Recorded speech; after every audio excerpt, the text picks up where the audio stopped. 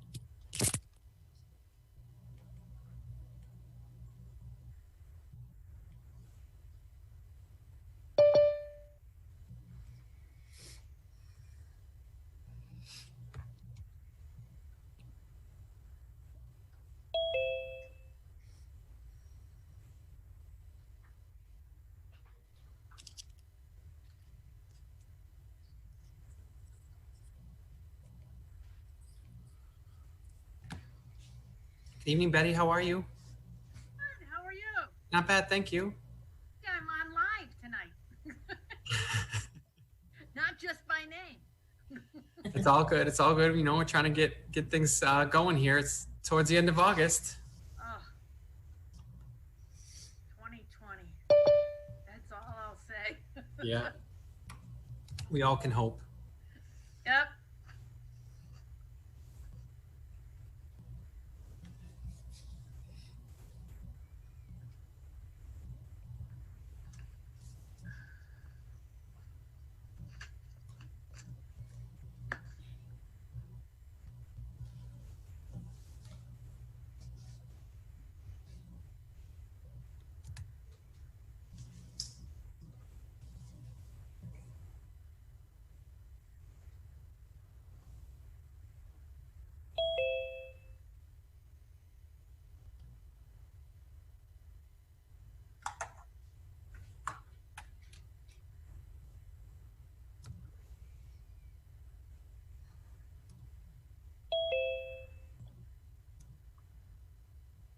That's awesome.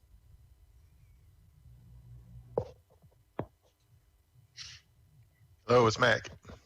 Hi there, Mac. Hey, John. Hey, Nene. How you guys today? Good, thank you. Well, thank you. Thank you. Good. Good.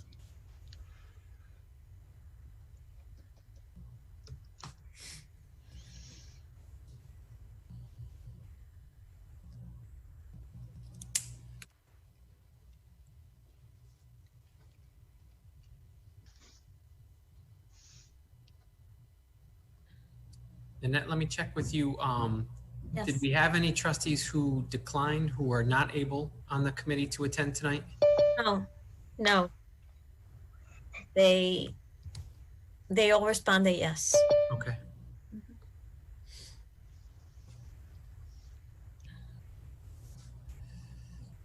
That is.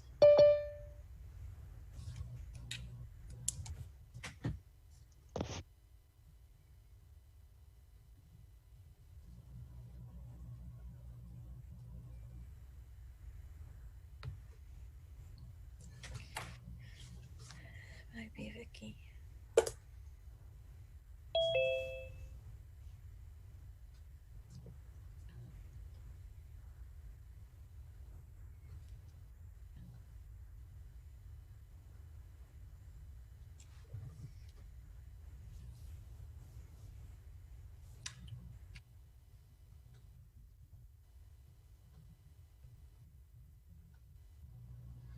I just want to check. I think, Nanette, we have a 413 number.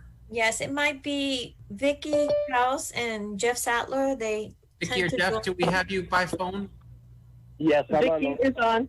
Yes, Oh, Yep, great. Vicky's here too. Excellent. thank you.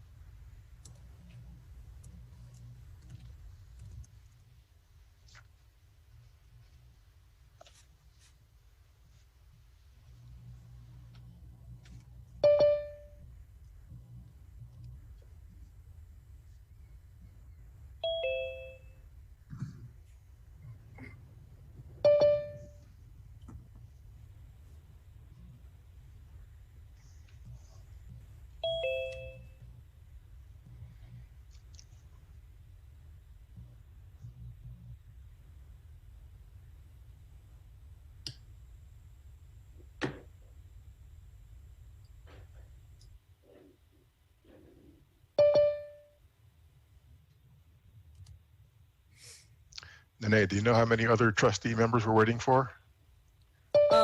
Eric Hagopian and Janae.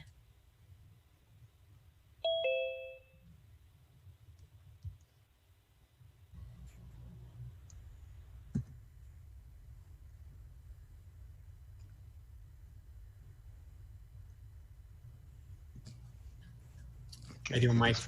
Chase, thanks for joining us tonight. Appreciate it. Sure. Hey, Mike, how are you? Hi, Mac. How you doing? Good, good. Good. It's 5 o'clock. We'll give just another minute for Eric and Janae, and then we'll get started.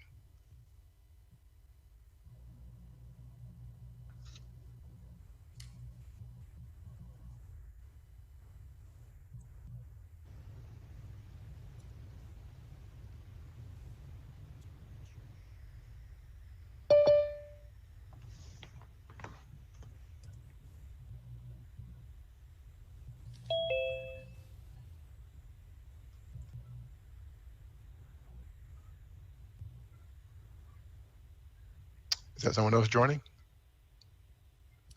Just some of the administrators, Mac, are still logging on. Okay. I believe you do have a quorum, if I'm not mistaken, between you, Mary Kate, Vicky, and Jeff by phone. So, excellent. Okay, why don't we get started? If you can call the roll.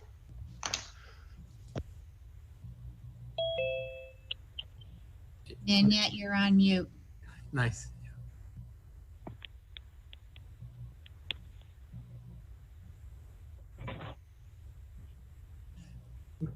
Give it a minute, Nanette. There, we still can't hear you. Oh, There you go. okay. It takes a few seconds, but Mary Kate Murin, Present. Mac Starks, Present. Vicky Kraus, Present. Eric Hagopian, Jeff Sattler, Present. and Janae McDonald. Present.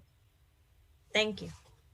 Great. Good evening, everyone. I see we have first on the agenda, we have an outlook of the college reserves investment update. I know the materials went out in advance. So assuming everyone read through the materials, I'd love for anyone to ask their questions up front, and that we can have, I'm assuming Mike give us a brief overview of the materials, not a complete walkthrough, but a brief overview. So any questions from the materials that anyone went through? No, Mac, none for me. Okay. I participated with you, Mac, so none for me either, Mary Kate. Okay. Mac, if I can questions. jump in just to check on the rationale too for trustees, given the conversation we had at the last investment subcommittee meeting, and that is still available on the YouTube channel, trustees, just so you know. One of the things that we talked about was being sure that people were clear on the difference between investment and reserves. And again, I think Mike might speak a little bit to that, but also the sort of broader trends in higher ed. Great. Jeff, did you have a question? No, I'm good. Great. Okay. Thanks, Jeff. Yeah, I just wanted to make sure that everyone had a chance to go through it, and if they had any upfront questions, sound like they don't. So Mike, certainly, if you don't mind giving us a brief overview, we certainly appreciate it. Sure. So happy to do that. And I guess nice to see everyone and meet some of you over the phone. We did have a great conversation at our last committee meeting and followed up with John and Dr. Cook to put this together here. And I'll keep it high level, but happy to answer any pointed questions as granular as you want to get. The first thing they asked me to touch on was just some historical context on how these pools of assets, the investment strategy was developed and the theory behind it. So we began working with the college, about 5 or 6 years ago. And back then there were a kind of a set of reserves that had been set aside and were invested primarily in fixed income. And there was a desire from the board at that time to invest those, thoughtfully and prudently, but with an effort to try to grow those over time, and much more so than what you might be able to do in a money market or a fixed income portfolio, even at the time where interest rates were a little higher than they are today, but even more so today. So we spent a lot of time with this committee, the new investment committee, to come up with this strategy. And really the goal was to take that pool of assets and break it into 2 different accounts. A short-term liquid account, which if you scroll down, who's ever controlling this to that page, it was really set aside to be exactly that, very conservative, focused on downside appreciation, but try to earn some return that's better than what you can get in money market, which back then was maybe 1%. Today, it's essentially 0.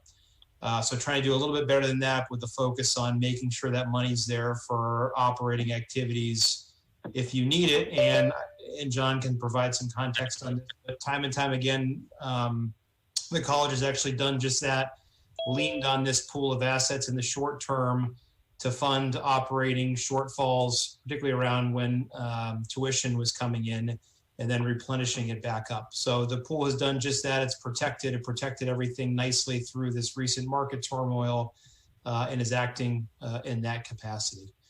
The other pool of assets is one that's much more focused on the long term. So here we're taking, if you scroll down to the next page, taking quite a bit more risk or expected volatility in this portfolio, but with the expectation we're going to get rewarded for that with a lot higher returns. This is managed much more like an endowment portfolio, even though it's not a true endowment, essentially trying to generate somewhere around a 4 to 5% real or inflation adjusted return over a long period of time. And you can see is allocated across things like fixed income, global equities, and alternatives. And the strategy on how those 2 pools are weighted every year is outlined on the following page. And essentially the goal is, and John and Dorothy can provide more context on this, but to set aside anything that is not in that unrestricted net position in this long-term pool, knowing that you don't need those monies in a very difficult financial scenario, which means it has the ability to grow longer term. And there's a calculation here, which I won't get into, on how that net position is weighted, but we work with John and his team to determine what the percentage is on each one of these pools based on that calculation and adjusted on an annual basis. So it's constantly being updated and adjusted based on the financial condition of the college. So I think a pretty thoughtful approach, Mac. I don't know if there's anything more pointed you want me to get into than that. But again, the goal is here to set the monies that need to be managed very conservatively aside to do just that, but earn a better return the way you can get from a bank account or a money market.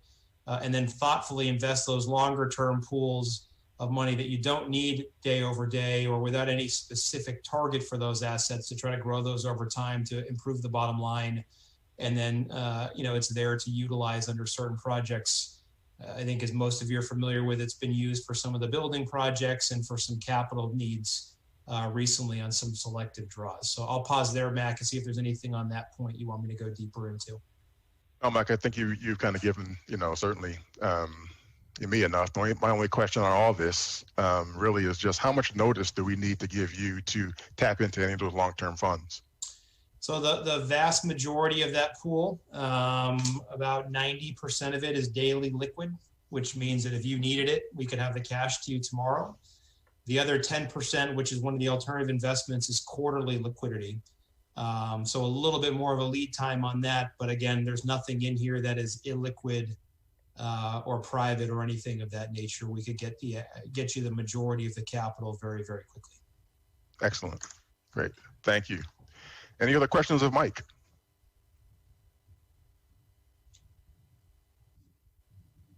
I did want to give a little bit of context and talk to you with Dr. Cook just about higher ed landscape in general and some of the challenges that are approaching institutions like yourself. This is not uncommon as you might expect. Anything higher ed or independent schools, this is a very difficult environment to be operating in for a whole host of reasons. I would say a number of them are facing the same challenges that you all are, maybe even more extreme in the case of some smaller private colleges that we work with that don't have some of the support from the state involved. Those pools of assets, right, are leaning on their endowments in a spending rate to fund near-term operations, or talking about making special appropriations to fund the operating shortfall here in the near term, evaluating what the impacts of that are longer term on the growth of that pool and spending going forward. A number of them are kind of struggling with communicating with their constituencies, whether it's students or faculty or just the broader community, on they have these endowments or these investment pools set aside and why they just can't use it all at once, so they don't have to do layoffs or make difficult financial decisions around spending. I think it's important to note, particularly with an endowment, right, there's a lot of legal restrictions around true endowments. They're designed to both support the institution in the near term and the long term. So you can't kind of forego thinking about the long-term impacts just to fund a short-term need, at least without putting a lot of thought into it. And a lot of times they have very specific restrictions on them where they actually can't spend down those pools of money. Here, this is not a true endowment. It's not, restricted in that way, but because it is an investment pool, we do have the flexibility around it. But the design of it, right, is to be here and support the college today. If you have needs, capital projects, et cetera, meeting any short-term needs that you might have on top of that short-term pool, but also being there for challenges that may come up in the long run as well. So I think it's important to note that while there's certainly pressure from constituencies, media, et cetera, on why some of these investment pools can't just be spent down to zero to help us get through these challenged times, they really need to be thought about both in the context of the near term and the longer term.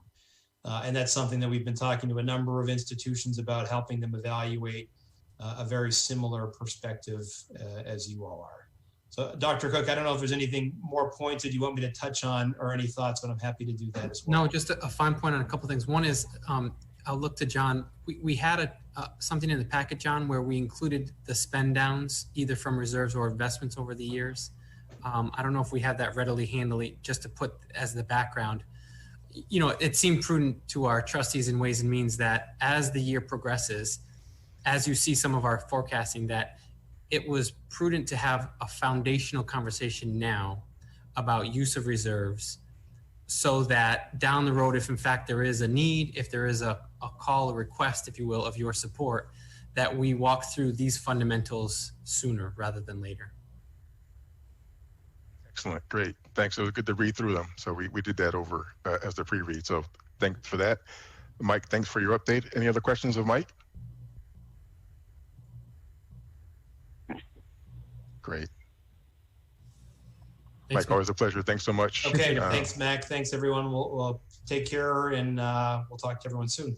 Thanks. Great. Thanks so much. Appreciate it. Have a good Thanks. night. Great. I guess turning to our investment subcommittee report of August 6th.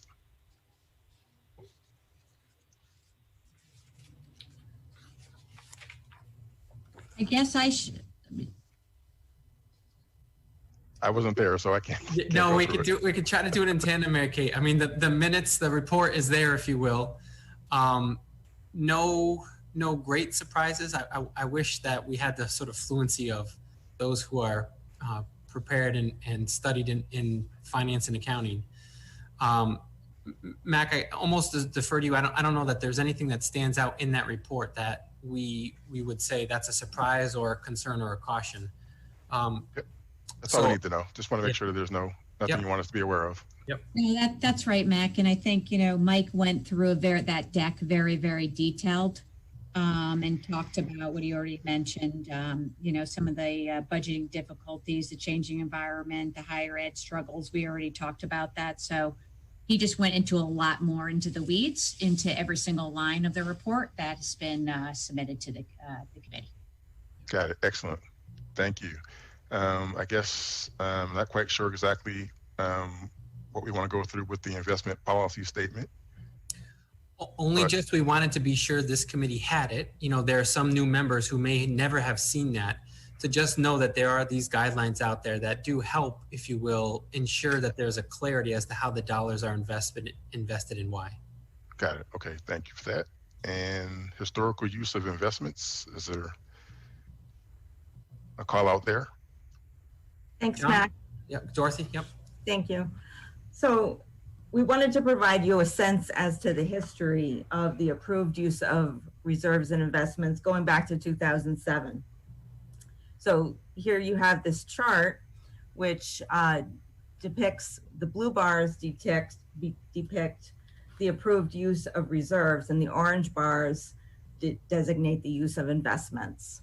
And so as you can see, there's been various uses throughout the years. Wanted to call out FY 2009, trustees approved the use of about $250,000 in reserves to balance the budget due to 9C reductions, which is something that we're facing now. And also of note is FY 2017, when it was approved to use about 3.2 million in reserves, and we divested 3 million to send to the state for building 19 renovations. Any questions we can take? For me? Oh, Again, just setting the foundation for the year ahead, everyone. So in case questions are, how have we used reserves or investments in the past, that we have a good reference. Okay, great. Thank you. And thank you for the report out. Cash flow projection. Okay, thank you. So here you'll see that we have approximately $2.3 million available at TD Bank. And this is just a reminder that the cash flow balances that you're seeing right now through August into September, those balances are a little bit higher than they are typically showing at this point of the year. And as a reminder from the last Ways and Means meeting, we called out how we would be putting some funds into reserves. For example, there was $1.1 million from facilities that wasn't going to be spent. So there was a couple of line items that came in under budget. And that's reflective here as to why the cash balance is a little bit higher. This assumption is still based on what the approved budget was presented as, which is a 10% decline in enrollment for the fall semester. And other than that, there's really no significant changes from this projection, from the projection that was presented earlier last month. Are there any questions on the cash flow? Yeah, so you would say this is running about $1 million higher than normal, or what's the delta? Yeah, I mean, really 1 to 2 million, because this is I don't believe it was last year, but typically it's this time of year where we're looking to Mike Chase and our investments to temporarily divest. And we would typically take perhaps $1 million, $1.5 million out at this point in time. And then it would, we would take those funds into the first financial aid disbursement in the middle of October, at which time we would return that. So this is definitely looking a little bit more favorable than past years. Yeah, I know there's usually about a week in that late August, early September where we get close to zero. And but here, yeah, this very different story. Yes. Got it. And we'll tie that into the more of the presentation in the upcoming FY21 update. A question too, John, on the institutional CARES Act monies. Has that influenced our cash flow at all as well on this side of the fiscal year? At this side of the fiscal year, it was essentially a wash. We gave approximately $1 million to students. But really, as we gave the $1 million directly to the students, we also called those funds in. So really that was washed this side of the fiscal year.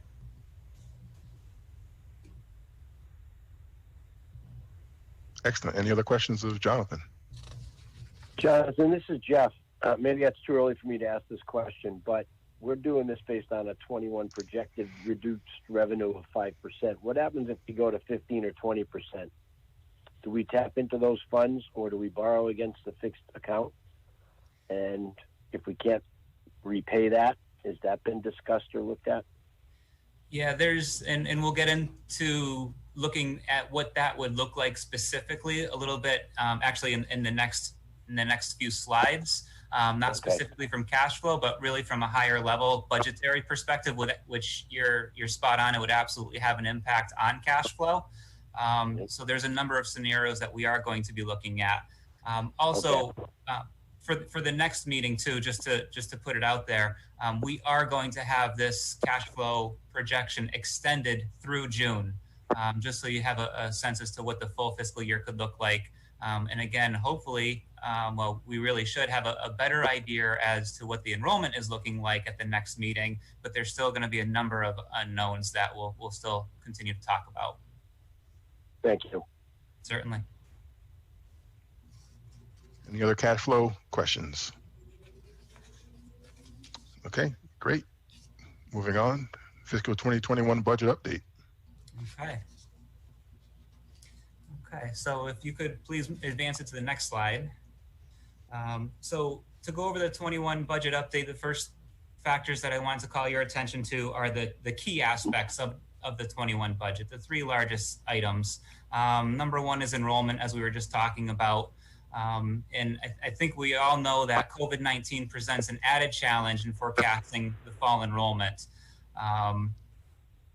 There are typically a number of unknowns when we're trying to forecast enrollment, and COVID-19 really just exasperates that. And this is significant because 43% of our revenues are coming from the student tuition and fee revenues. So again, as in the community college environment, you'll see that a lot of our enrollment takes place in the last couple of weeks leading up to the first day of classes. And so typically there is some level of unknown, and now throwing COVID-19 into this is just, compounding the challenge in forecasting what enrollment is truly going to be looking like. As far as the state appropriation is concerned, the governor did sign a 3-month interim budget, which will get us through October 31st. That was a 4% decrease to the governor's budget. So the DHE is providing guidance that we use the FY20 original GAA, or General Appropriations Act figure. So you're looking at a $1.1 million decrease in the budget that the trustees had approved back in June. So already we're off to a significant impact to the budget based on that line. And then further, there's a likelihood of 9C reductions. So again, as a reminder, the 9C reductions are reductions that the governor can make to further reduce the state appropriations.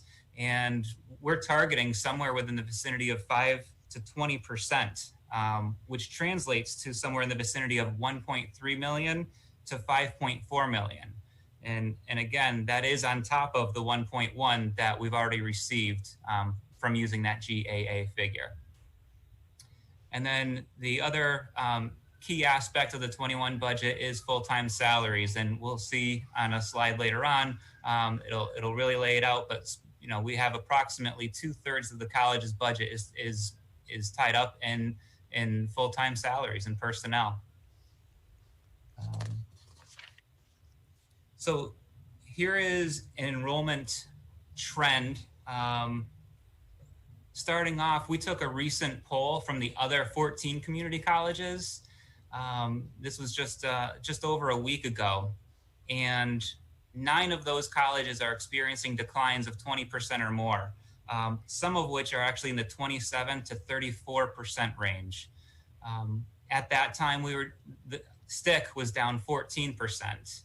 And so what we wanted to show you in this analysis is show you the first pie chart in fall 2020. We're showing that 71% of our budgeted credits, 71% of those credits the students have actually registered for. So stated differently, we still have 29% to go. We're still looking for an additional approximately 13,000 credits to be registered from August 1st until the first day of classes. Just to kind of put this in perspective, currently the college is down about 12% in registered credits. So again, that number has changed slightly. When we reported, we were down 14%. So can I ask a question? Can I just ask a quick question? Please. How many credits are impacted by the closure of the 7 programs? And were those? I don't think those were factored into the original budget. So what's the impact of those credits? I don't have the credits. Let me help. Great question, Vicki. Typically, the enrollment from those 7 combined programs is, I think if I recall, it's under 3% of our total. And if you recall, we are still engaged in what's called a teach out. So we do still have some students in those programs still continuing with their plan of study. We can dial that in for the September meeting in terms of how much of the 12, 13, 14, whatever percent down, how much of that is related to these programs. We absolutely can find that out. Thank you. And so to further put this into perspective, we also provided where we were at this point in time for previous years, fall of 19, 18, and 17. So a bit of a seasonality approach, if you will. So in fall of 19, you'll see that we came in at 49,011 credits. As of the same point in time last year, 73% of the credits were registered. So when you compare fall 19 to fall of 20, you'll see that we are trending down by 2% for registered credits. If you go out to fall of 18 and fall of 17, again, you'll see that this fall we are behind where we were for the past 3 years. Hey, Jonathan, I look at this as being actually a good story, right? I mean, it's only 2%, given all that's going on. Yeah, the credits are lower, but basically 71, 73% have actually registered. That's actually a good thing. I see it as a good thing, not a bad negative. We could be a lot worse. I agree with you, Mac. One thing I just want to keep in perspective is the 44,000 credits that we budgeted is 10% down from last year. So again, being down 2% just means that 10% is going to get a little bit worse. But I agree with you. I mean, when you're looking at the other 14 community colleges, and a lot of them are down 20%, some in the mid and upper 20s, yes, I think that's, I'd rather be where we are at that point. Yeah. Yeah, the tough sell is the number of credits. That's the tougher sell versus the relative percentages. That's percentage-wise, 71 versus the 73. 78 looks like an anomaly in 2018, but then 73 again in 2017. We're about where we have been. And given all that's going on, again, I don't see that. I see it as actually a good story as versus a bad story. We hope, Mac, from your ears to our students, right? Let me give it to you in terms of human beings. At about this point last year, we had 3,700 students registered, and we landed at about 5,000. And first of all, that's always a bit of a gulp for a community college when you move that much in a period of 3 weeks before your semester, right? That's nerve-wracking. That's a little concerning every single semester. But we're down 400 human beings. We're at more like 3,300 people point in time. And so that speaks far more than the 7 programs. That really speaks to the sort of COVID trend of people are waiting, people are concerned, and 400 students down really does hit that budget. Got it. And I'm going to elaborate on that a little bit, but if we can switch to the next slide, that'll help me explain that next point too. What we're looking at on the left chart is, again, that the blue line, the top line, is showing your registered credits, and the orange line is showing the confirmed credits. So again, just to kind of clarify the difference between the two lines, when a student registers for classes, that's your blue line. When a student makes financial arrangements, applies for financial aid, signs up for a payment plan, pays their bill, that's reflected in the orange line. So the difference between the blue and the orange is the students that are registered but still need to make those financial arrangements. That's the delta, that's the question mark, and the students that we're working with to try and close that gap. You'll see on the fall of 17 that the gap wasn't as wide as it is in fall of 20. You'll see that the gap has widened specifically in fall of 20. And part of that reason, there's a number of factors. One of which is that we're working more so with the students this year. And if a student is in contact with Student Financial Services, they're applying for financial aid. They haven't done it yet, but they've had questions. They're working with somebody at the college. We're not just dropping for non-payment at that point, even though historically we may have. Again, working more so with the students. We think that this is going to lead to a more favorable outcome. The students won't get as frustrated having to rebuild their schedules. It's less demand on the staff having to rework the schedules. But with that being said, it does inflate the registered numbers just a little bit as compared to prior years, because we are working with students more so. We're leaving them in the classes as opposed to deregistering them. So that's one factor. Other factors are to lead to that gap between registered and confirmed. The first day of classes is 1 week later this year as compared to the last couple of years. So that's going to have an impact. There's certainly, again, the COVID impact. So that's a bit of an unknown. And then certainly this information does fluctuate on almost a daily basis. So that's something to keep in mind.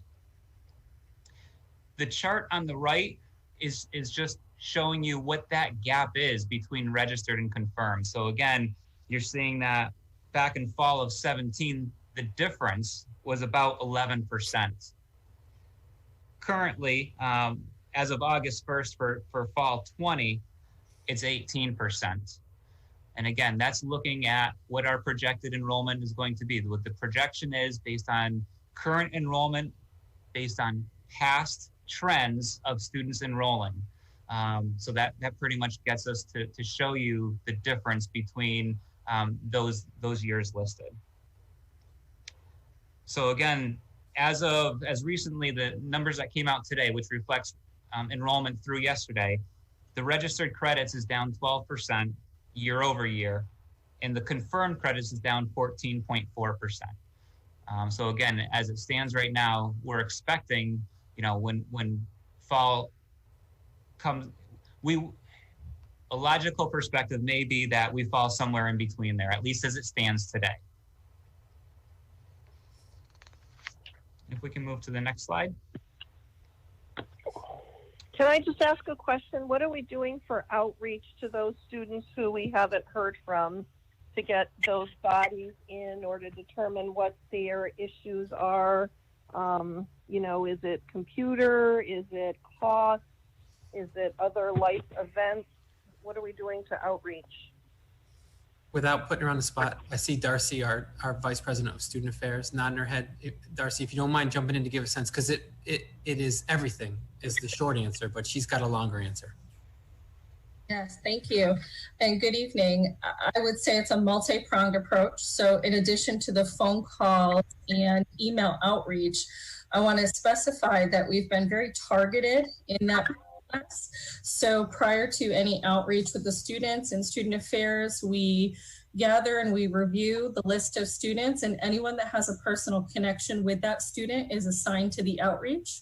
So we've done a lot of cross-training to make sure with the idea that if I know someone and they're calling or they're emailing me, I've established a rapport and a trust there, so I'm more likely to respond or to pick up the phone. We've also done the same thing with student athletes. So both new student athletes as well as returning. Our athletics department has also gotten on board with doing some of that outreach. We've collaborated with the registrar's office and student financial services. Prior to a student being deregistered, we take the same process. Instead of just assigning it to student financial services to outreach, if anyone in student affairs has an established rapport with the student, they're the ones conducting the outreach.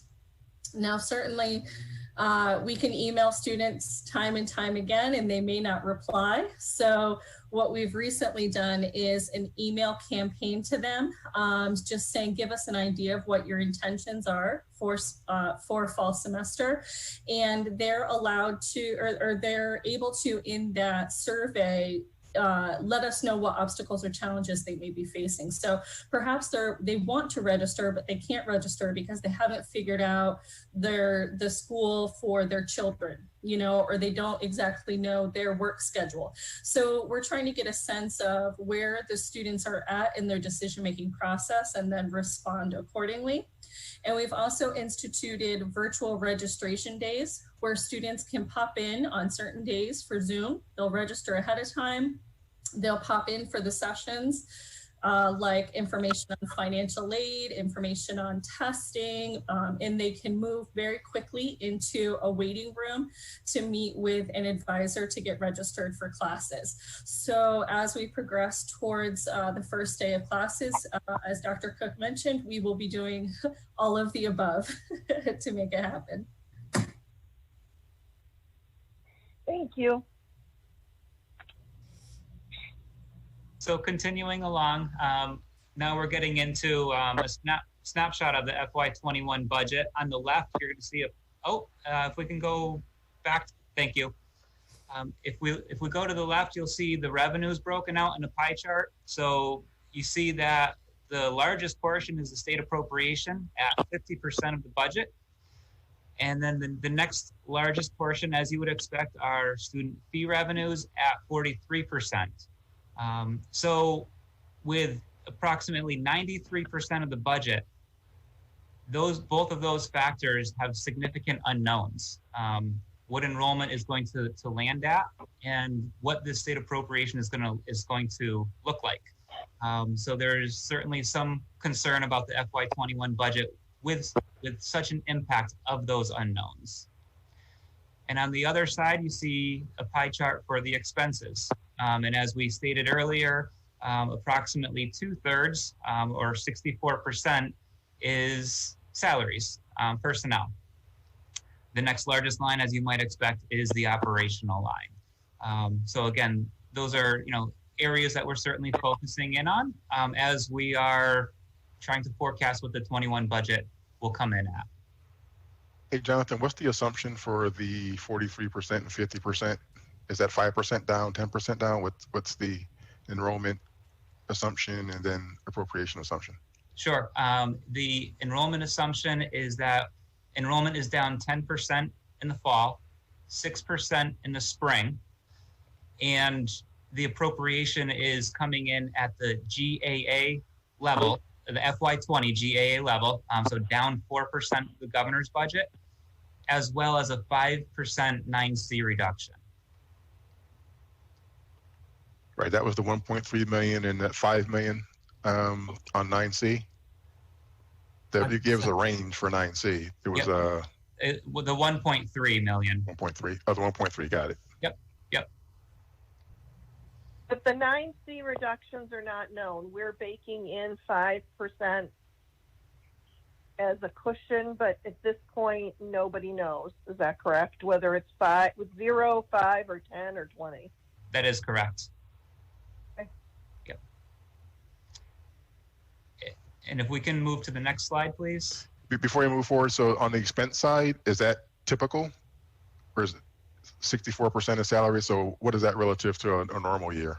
Yeah, generally you're looking right around 2/3. So give or take a few percent certainly, but that is typical for us. Right. So the slice of the pie, if we apply that to any year, will pretty much look the same as this from an expense standpoint. Yes, correct. Okay. Got it. Yep. I mean, that's going to fluctuate a couple of percent or two, but yes. Got it.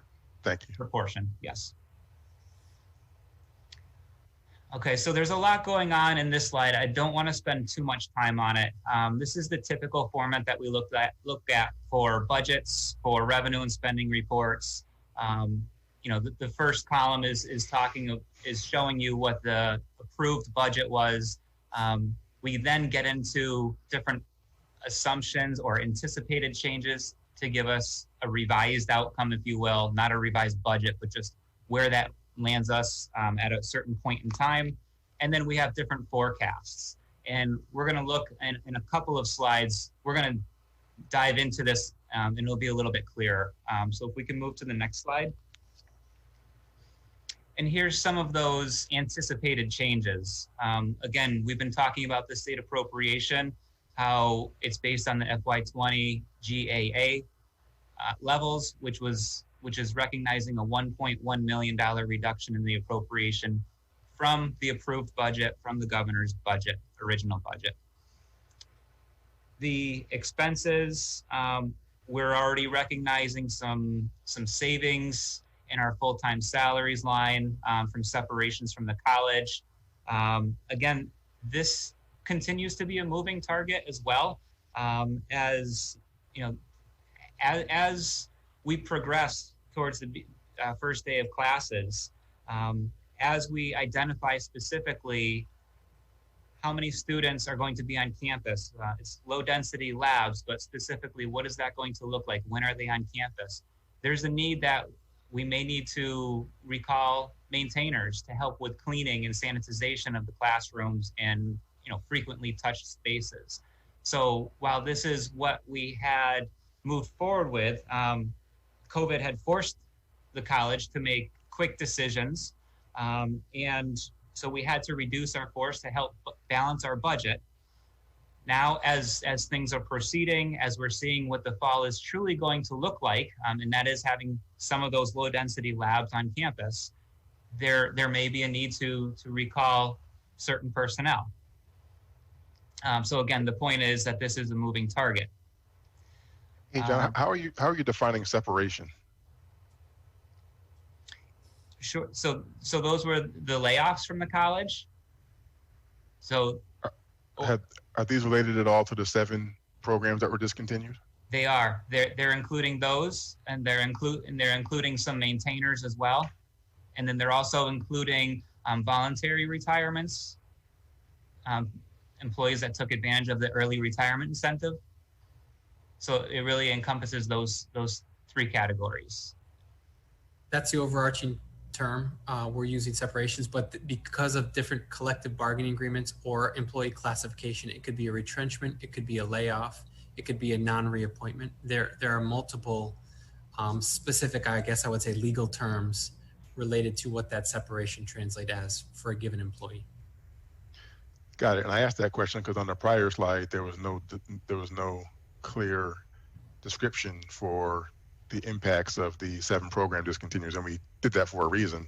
So I just wanted to make sure I understood what these separations were for. I assumed it was kind of in there, but I wanted to make sure it was. You're exactly correct, Mac. It is included in that full-time salaries line. Got it. Yeah. And another question, just following up on some of that. I mean, we have some responsibility to teach out, I guess is the terminology, some of those students who are midway through those programs that are being shuttered. So are those numbers in there? Are those folks still on board to teach out those students? How is that being done? Is that the full savings, or how does that all come together? The savings that are reflected here are the savings from the full-time positions for the faculty that are separated from the college. There are going to be the costs for the teach out, which are included in the budget, right? So they're included in, if it's going to be a part-time or an adjunct that is teaching it out, it's included in the part-time line. So those costs are incorporated in the budget. Thank you. You're welcome. And so another impact is the facilities projects line. And you'll see that, there's a $1.1 million reduction. And that is a combination of removing the cosmetology relocation costs and postponing the fire escapes and paving projects. So we're looking at $750,000 in either savings or expenses that will take place in out years, as well as DCAM funded deferred maintenance projects. So because DCAM is coming in and they are awarding us $375,000, we're going to be using the DCAM funding for specific deferred maintenance projects, as opposed to having used college funds for that. And if we can move to the next slide, this is where we get into where we start to dial in 2 slides back where it looks very busy. This is where we really start to dial things in. So we have different assumptions. On the left hand, the far left-hand column, you're gonna see the different appropriation levels, and specifically the 9C reduction. So you'll see that there is either a 5%, a 10%, or a 20% 9C reduction. We listed those assumptions. Going across the top, the anticipated budget, the approved budget, which is 10% down for the fall, 6% down for the spring, nets out to 92,607 credits. As you move to the right, there's different scenarios. If fall comes in at 15% down and spring comes in at 10% down, the next forecast, if fall comes in down at 20, spring at 10, and then finally fall down 20, spring down 15.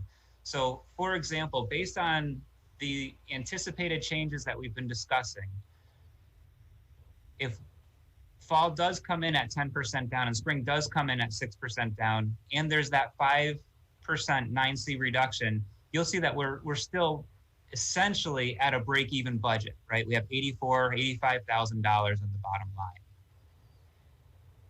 If there's a 10% 9C reduction, however, we're now down $1.3 million. We're recognizing a $1.3 million loss with those same assumptions. It's not out of the question, based on the enrollment that we've been talking about, that fall could come in at 15% down. Spring is still an unknown, but it's not out of the question that spring could come down at 10% down to budget, down to last year rather. And in which case, so if we're looking at forecast 1, and if we're looking at a 10% reduction in the state appropriation from the 9C reduction, now you're looking at a $2.1 million deficit. So not to walk you through every different scenario, you see how, I think you can see how this matrix works, but we could go down all the way as bad as a $6.5 million deficit, depending on what enrollment comes in at and what that 9C reduction comes in at. So these are. What corresponding, we would have corresponding reductions in salaries under those large reductions in students and credits. We wouldn't be at the same level of faculty and adjunct if we were down 20% and 15% in the spring, I assume. And I don't know if those reductions are built into those numbers. We wouldn't just stay stable on the expense side if we had those kinds of revenue reductions. At least we shouldn't be at that level. Right. So there's different thoughts or different perspectives. So if you're looking at specifically the adjunct line, so if our enrollment is coming in lower, then the first place that you're going to turn to is your adjunct faculty line. And so that expense was reduced based on these scenarios. There could be potentially further conversations about full-time lines or other expenses, but I can tell you that the adjunct expenses were adjusted accordingly. Because as a proportion, our full-time employees, of which there are about 125 faculty still, is about 50% of that 2/3 personnel, if I'm not mistaken. So we are still, if you will, full-time sort of fixed when it comes to our instructional costs.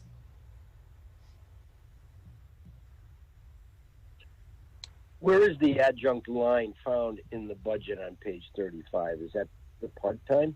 It is in the part-time line. So the part-time Okay. line includes adjunct and other part-time employees, correct? Yep. And one piece that's worth calling out too is when you look at the 20% 9C reduction scenario, if that were to happen, then the college is going to be recognizing an added impact from that, the fringe benefit impact. So currently, the college has enough state appropriation to cover full-time salaries. And we're actually the only college in the system that can say that. All the other colleges have a fringe benefit, an added fringe benefit expense for the salaries that exceeds the state appropriation. And I say that because the state picks up the fringe benefit expense if the employees are paid from the appropriation. So if we have a 20% reduction or a 9C reduction, reducing the state appropriation, we are now going to have an added fringe benefit cost, which equates to 36% of each payroll dollar. And that's something that the college, as long as I've seen, the college has always been able to have full-time salaries covered by the state appropriation. So that would be a significant impact to the budget as well. Johnson. And at this point, we're talking a lot about 9C reductions that we've already baked in 5% into the budget that really have not come to fruition. And we have no idea at this point whether anything else or to what magnitude those are going to happen. Is that right? Correct. We haven't received guidance as to what the 9Cs are. There hasn't been a decision. The budget hasn't been established yet. However, what we wanted to do is just give you different views as to the impact that these different scenarios would have on the budget.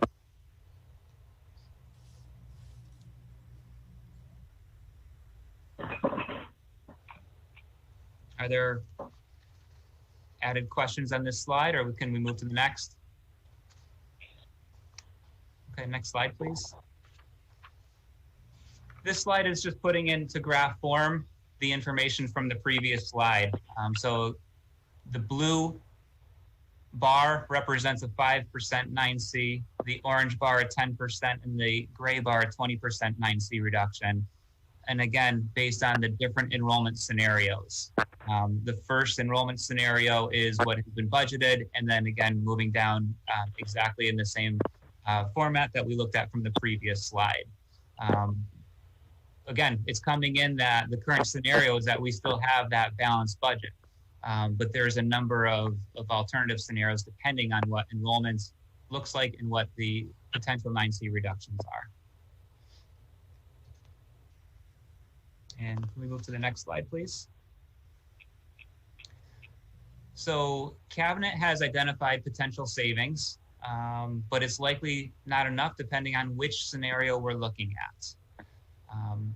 There are additional expenses that are not dialed in at this point. It's again, it continues to be a moving target. Some of those costs include the COVID testing. Those expenses right now, we're looking at different scenarios where it could cost $35 a test. It could cost upwards of $100 and even over $200 per test, depending on which arrangements we're able to procure. So there's certainly an unknown there. Obviously, there's the costs associated with the cleaning and sanitization, costs associated with faculty compensation for converting classes from face-to-face instruction to online instruction. So we're tracking those expenses. We're preparing and forecasting to the best that we can, but again, everything continues to be a moving target at this stage. As we mentioned previously, previously being the last meeting, we're looking at somewhere in the vicinity of $1.5 to $2.5 million being put into reserves for FY20. And we list the range because we're still dialing in, for example, the compensation for converting those classes. We need to accrue a certain portion of that to last year. We're working with the auditors to help dial in exactly what that accrual entry is going to look like, just to make sure that we recognize expenses in the appropriate fiscal year. But all of that being said, we put this information out there just to say that there's a potential need to ask the trustees for a use of reserves. That could look like somewhere in the vicinity of $2 to $3 million. That could be, the $1.5 million to $2.5 million that we're putting into reserves from FY20 could be used to help balance the budget in FY21. One thing that I'd like to call out to trustees, because I think in general, terms are thrown around. I'm not saying trustees specifically, but just generally speaking, conversations that I've had, there can be a misunderstanding between the difference between reserves and investments. I've heard conversations that we have funds available in investments. Why don't we just use those funds to help balance the budget or to use it on specific expenses? And so just to clarify, the reserves are shown on the financial statements as the unrestricted net position. So that's where you won't see a line for reserves. You'll see it shown as unrestricted net position. And it's just that. Those are the funds that the college could use theoretically for discretionary spending. As a side note, the trustees do have a designation as to how the unrestricted reserves should be allocated. I'm glad to get into that conversation, but I'd really like to leave that one there for the moment. But when you look at the unrestricted net position, you're looking at on June 30th of 2019. So we're still working on the financial statements for FY20. The reserves totaled $6.5 million. Compare that to the investments, and that is for this year, for June 30th, 2020, our investment portfolio is coming in at $15.9 million. So right away, you can see the difference between the reserves figure and the investment figures, and it's significant. So I think that could potentially change the decision-making process on what to use reserves for. To get a little bit into the weeds, why the difference? So the reserves figure has to take into consideration the liabilities of the college. So there are liabilities such as GASB 68, GASB 75, which is our pension and OPEB liability. So theoretically, we would need to fund those liabilities. Now, you can definitely argue with that perspective that the state has always paid for those liabilities. And we hope that they continue to, but there is some level of concern since they are on our financial statements. But there's other liabilities that we will have to pay for at some point in time, some of which are compensated absences. So vacation time that employees accrue when they retire or leave the college, we have to pay those liabilities out. And again, timing on other expenses. So because we don't need all of that funding at TD Bank locally, some of those funds are parked in investments with FIA, which brings that dollar amount up to the $15.9 million. Just as full disclosure, for the reserves figure of 6.5 million, we just received notification from the state comptroller's office that there was an issue with their third party that calculated the OPEB liability. So for all of the colleges, the OPEB liability is now understated. Again, it's very early to tell, but it's looking like it could impact us up to $1 million. So that 6.5 million really could be reduced to 5.5 million once we take that adjustment into consideration. So again, when you're talking about the investments figure of the 15.9 million, it is broken up into two pools. We have the short term, we have the long term. The short term helps us with current operating needs. The long term is really there, as Mike Chase stated earlier, it's more of a endowment-like portfolio. But to summarize, the full 15.9 million in investments is not fully available for discretionary funding. So unless the board makes a decision that it can be. Well, if it's the full 15.9 million, if that is spent on other items, theoretically, and I'm not saying this would happen, but if the college had to close its doors tomorrow, if we spent the 15.9 million, we wouldn't have enough funds to pay off all of the liabilities that the college has. Understood. I mean, the whole 15.9, that's a whole nother issue, but I just want to make it clear that the board has discretion to move money from one side to the other. Absolutely. And if there were asks for funds, then this full type of analysis will be shared with trustees to make the best decision going forward. So understood. Absolutely. Thank you. Thank you for the background. Any other questions of Jonathan? Yeah, I have a few of them. This is Jeff.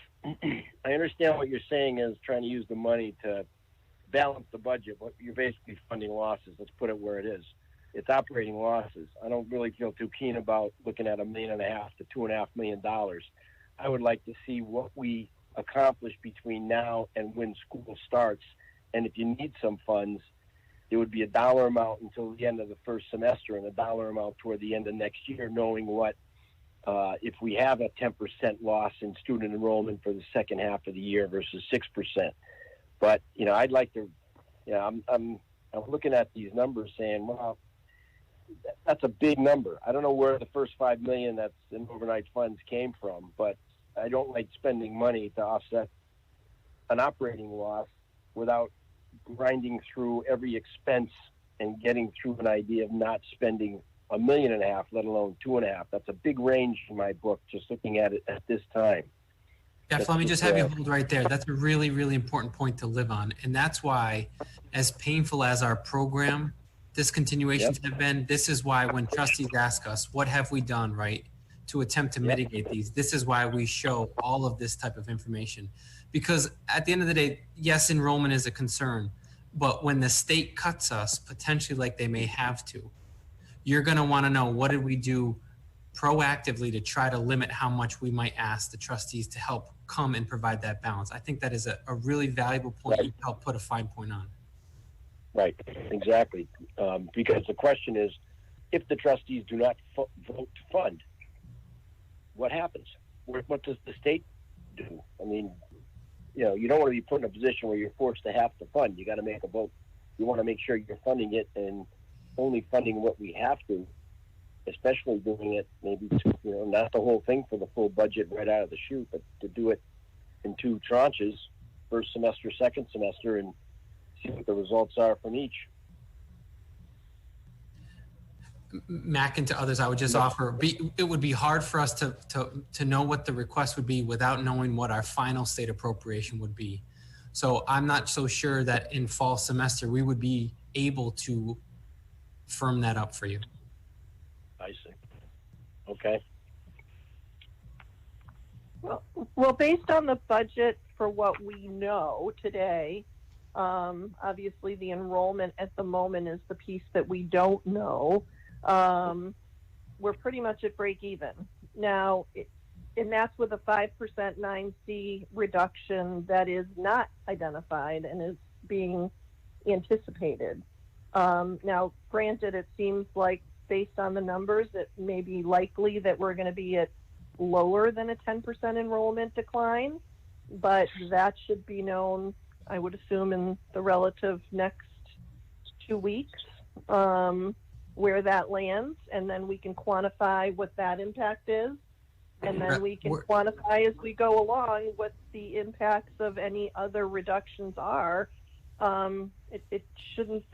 We shouldn't be guessing as to what amount of money may or may not be requested and needed from reserves. And then along with that, you know, I think as Jeff had mentioned and we talked about earlier, where else are there cuts? But the reality is there are programs that lose more money than the 7 that we shuttered. And, you know, I think we need to understand all of those numbers and all of the dynamics when those decisions are made.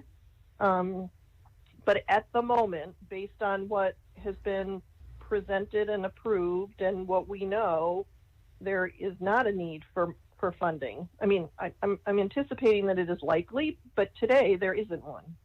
Right. No, great point, Vicki. On the enrollment side, we're about a month out. Our classes start the Tuesday after Labor Day, and then there's a week of add drop. So we are still some weeks away from having better clarity about where enrollment ultimately lands. And then very much so, you know, what I have stressed to trustees in the past is that it takes a long time with our collective bargaining agreements to realize savings on personnel decisions. This is why we had to put them in motion when we did, right? Which is why when we are already by October, 1/3 of the way through the fiscal year, it becomes more compressed and more compressed to find savings if you have to make additional changes that way. Yeah. Yeah.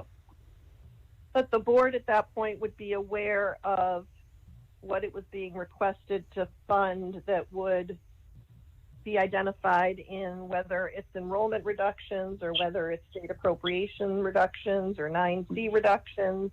We could quantify those. We could understand what the timing issues of, you know, the union requirements are, and, you know, then we would know what we were being asked to fund and why, and we should be able to dial in the number that we can't today. Yeah, I agree with that. I mean, you're looking at the anticipated budget, you know, you got fall down by 10% in spring at 6%. I guess we need to know what the real number is as a percentage in the next month, and then reforecast.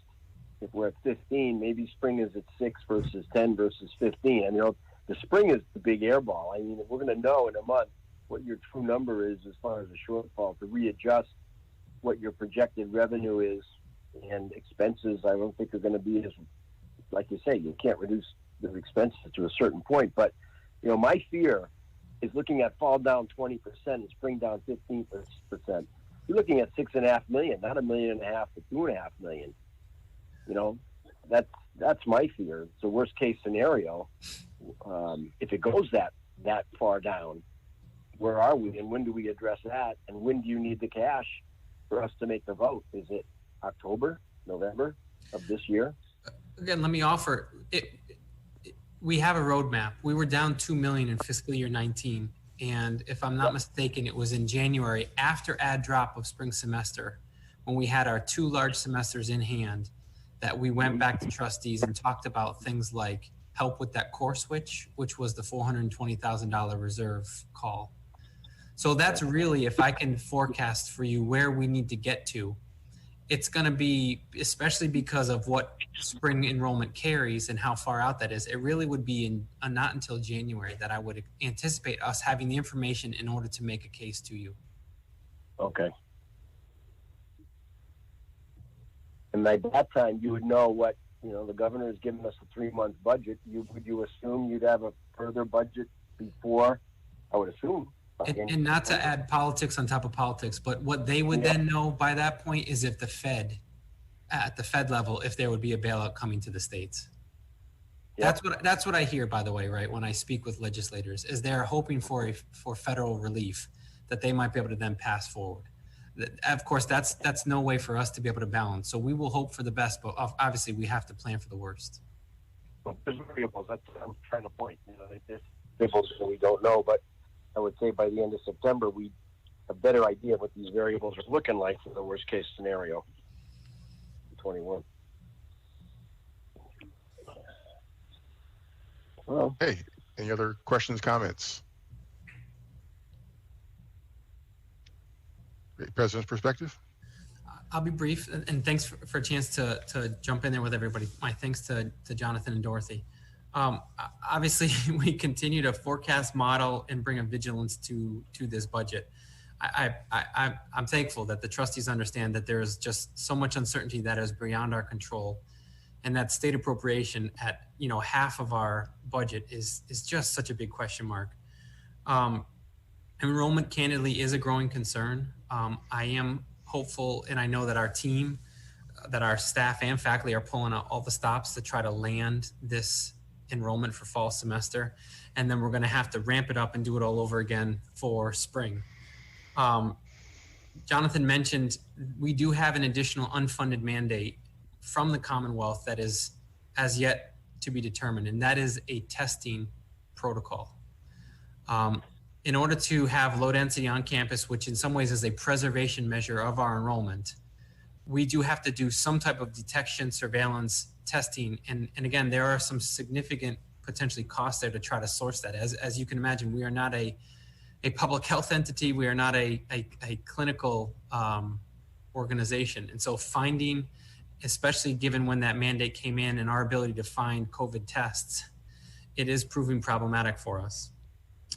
I would also, I guess, share that K-12 doesn't have this obligation, right? As we sort of compare and contrast at various points, those working in K-12, it's not like our local school district is obligated to have teachers in classrooms being tested, but it is a higher education mandate. You heard me talk a little bit about the head count and the number of students. Again, we're at about, as of last Friday, 3,300 students. If we were to replicate last fall, we would have to, in a matter of weeks, get to 5,000. Obviously, for us, we hope to get to more like 4,500. 1,100 human beings in the next 3 weeks is a tall order.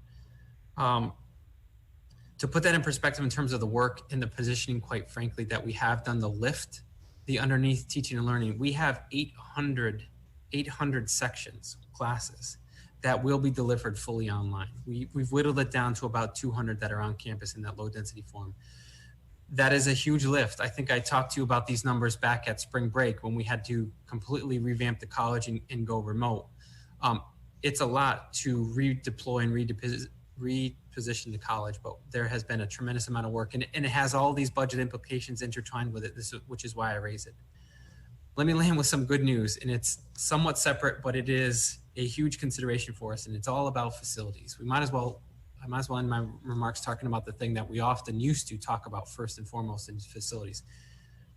A group of us administrators did a walkthrough over in the tech park in the Assistance Corporation, and in a sort of stunning turn, the House has approved an economic development bill and the Senate has approved an economic development bill, and both had monies for our major capital project to relocate out of Building 20 and go across the street to the tech park.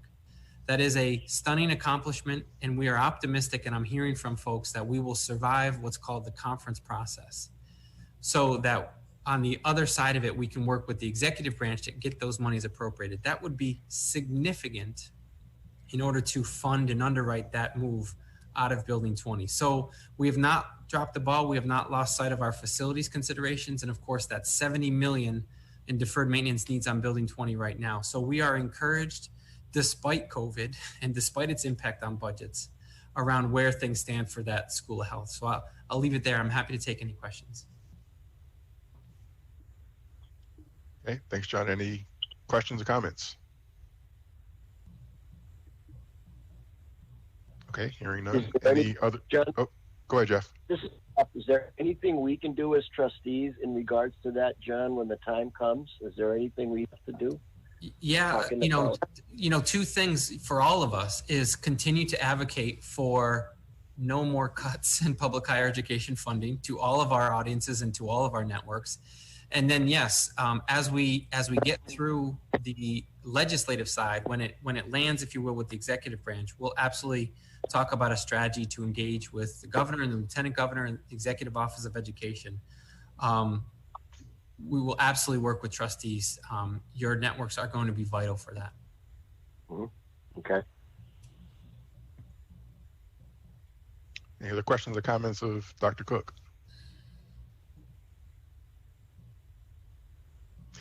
Okay. Any other business?